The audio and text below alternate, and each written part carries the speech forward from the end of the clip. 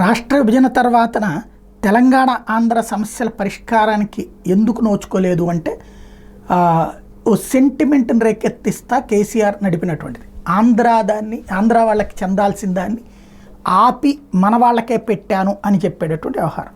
దానివల్ల అటు తెలంగాణ వాళ్ళు కూడా సమస్యలు ఫేస్ చేస్తున్నారు కొన్ని విషయాలు.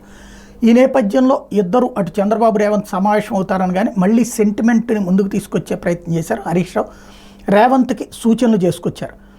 7 మండలాలు తేలేకే విభజన సమస్యల మీద ముందుకు వెళ్ళాలి.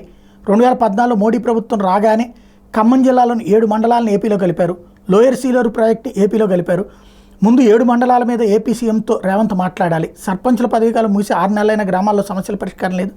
భద్రాచలంలో డంపింగ్ యార్డ్కి స్థానం లేదు. ఇట్లాంటివన్నీ చెప్పుకొస్తూ ఏదైతే ముందు 7 మండలాల వ్యవహారం తేలాక మాత్రమే చెప్పాలి అంటూ ఓ షరతులు పెట్టడం అన్నటువంటిది ప్రారంభించారు.